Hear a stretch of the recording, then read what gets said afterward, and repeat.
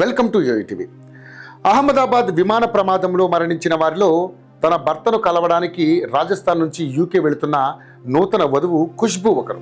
రాజస్థాన్ బలోత్రా జిల్లాకు చెందిన 21 ఏళ్ల ఖుష్బూకు లండన్లో ఉంటున్న విపుల్తో గత జనవరిలో వివాహం జరిగింది. పెళ్లైన 2 నెలలకు విపుల్ లండన్ వెళ్ళిపోయారు.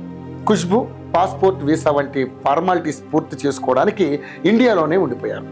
చివరకు అన్ని క్లియరెన్స్లు వచ్చాయి. దీంతో భర్త అందుకు సంబంధించినటువంటి పత్రాలను ఖుష్బూకు పంపారు. ఆమె భర్త వద్దకు చేరుకోవడానికి అహ్మదాబాద్ అంతర్జాతీయ విమానాశ్రయం నుంచి బయలుదేరారు. ఇక ఖుష్బూ తండ్రి స్థానిక బీజేపీ నేత, వ్యవసాయదారుడు. వీరిది రాజస్థాన్లోని బలోత్రా జిల్లాలోని అరబా గ్రామం.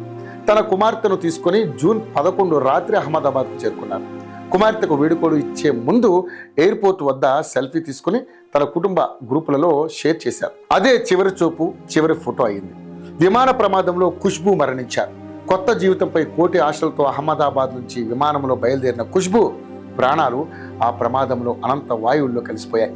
ఇంటి నుంచి ఎయిర్పోర్టుకు బయలుదేరే సమయంలో ఆమె ఇంట్లో అందరినీ హత్తుకుని ఏడుస్తున్న ఫోటోలు, వీడియోలు ప్రస్తుతం సోషల్ మీడియాలో వైరల్గా మారాయి.